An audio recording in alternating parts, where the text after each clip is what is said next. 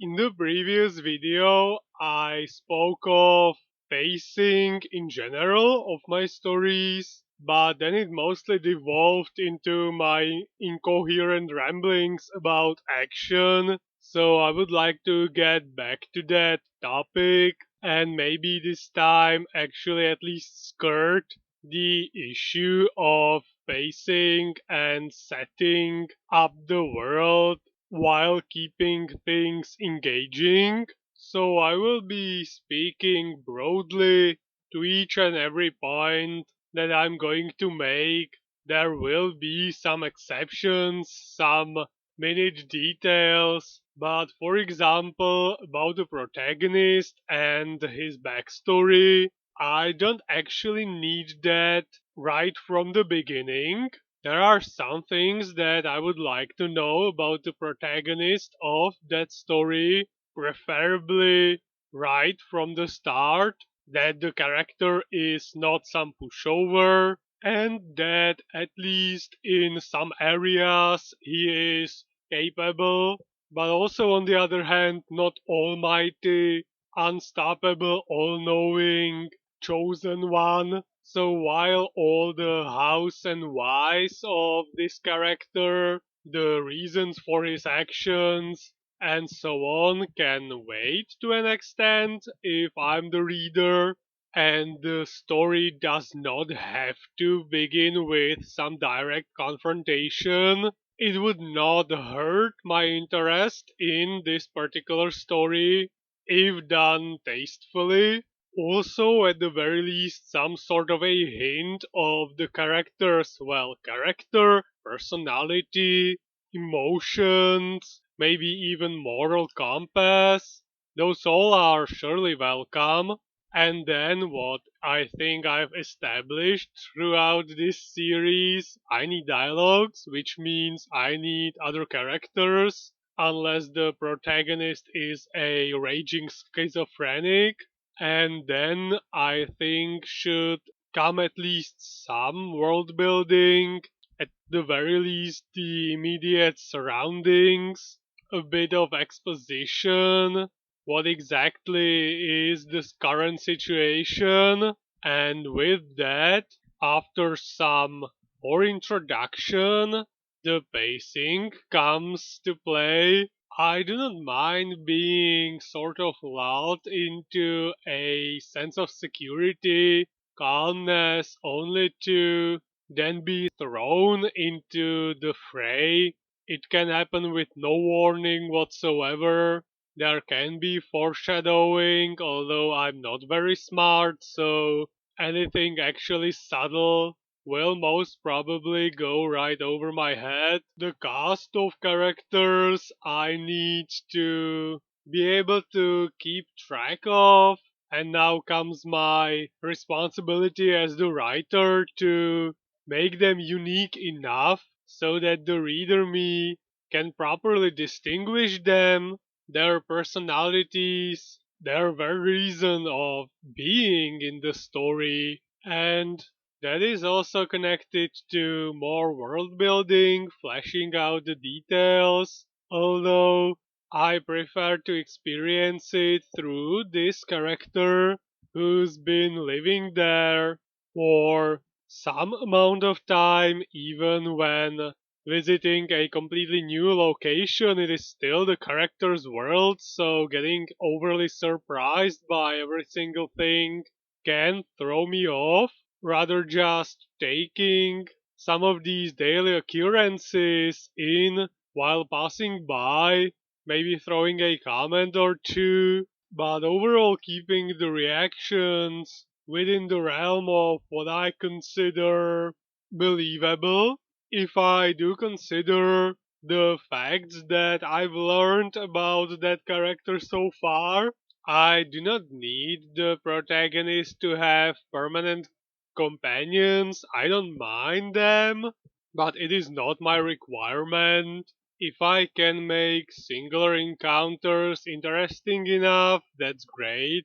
If I can make allies, neutrals, or enemies peculiar enough, but all in all, I need to make sure that throughout the entire story, there are no blind spots, these parts that would just purely bore me, and I do not get bored by dialogue.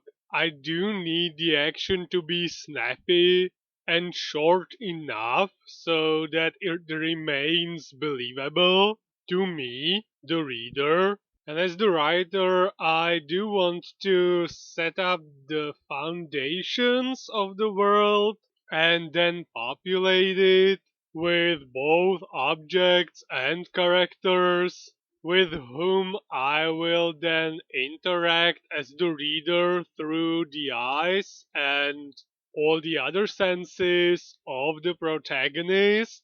And at the end of the day, I think that I prefer the protagonist moving at his own pace rather than being rushed by some plot device, something chasing him, constantly pushing him forward into the arms of various encounters, be them friendly or confrontational, combat or dialogue. So maybe my actual requirements in terms of pacing are rather low, but the worst kind of them all, since they might be annoyingly vague.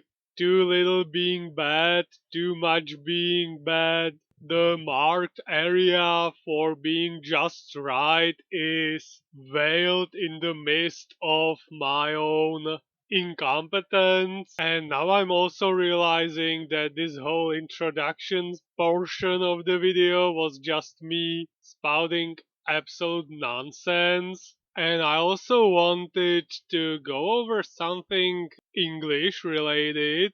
It is about the rapid arrows and the definitive article. From my very limited understanding, when I'm talking about the name of the book, then the article is absent, while when I'm trying to distinguish them from any other randomly flying sharp objects that are also fast, then I do use it. So hopefully I'm not messing this up. And last time the Brotherhood seemingly secured a victory in their revenge contest against the Rapid Arrows with an evil deed, and the next day Speedy and Redcap quickly realized that someone was sitting on those freshly painted seats, which combined with some witnesses mentioning the Brotherhood walking around with suspiciously blue backsides. So when the rest of the club arrives, Speedy announces that they had been hit by a smooth criminal and thus they need to completely search their pedal car for any form of sabotage. The Brotherhood is putting up a sign with the challenge to the Rapid Arrows and also a promise of grand entertainment for anyone who will come and watch this occasion.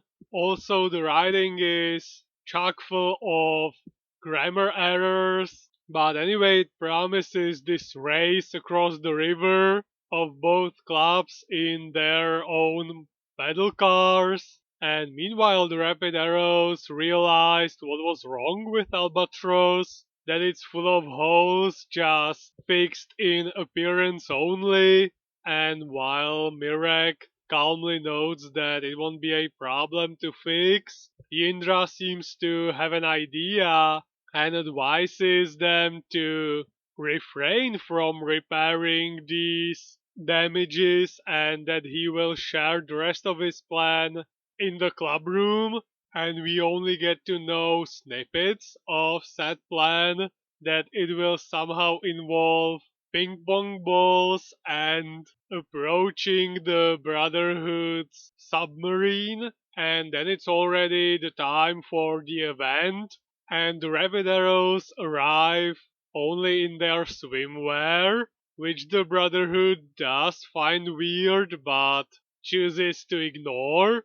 And then Speedy has a speech addressing all the Buccaneers the raiders, the pirates, the harbor loafers, promising the grandest of spectacles, and then announces the start of the race. Brotherhood is still gleefully waiting for the inevitable sinking of the Rapidaros Albatross, and yet when the geysers start, each member puts a ping pong ball on top of it with a commentary from Yindra proclaiming these deck geysers carrying ping pong balls an eighth wonder of the world.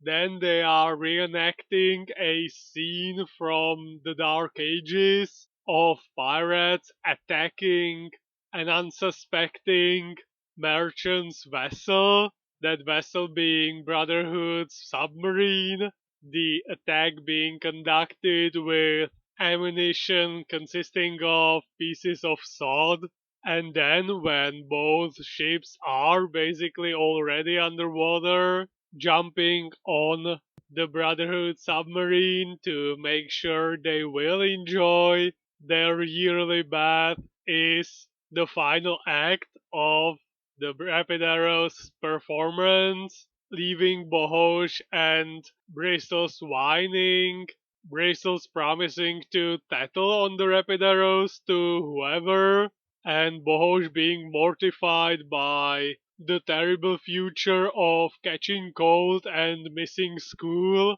When both crews are back on the ground, the Brotherhood is leaving wet and crestfallen, while Yarka gives one last bow to the audience, proclaiming that for sure the Brotherhood sign did not lie. The performance was indeed quite entertaining, and this is where I'm going to stop. Going to talk a bit more in the next video.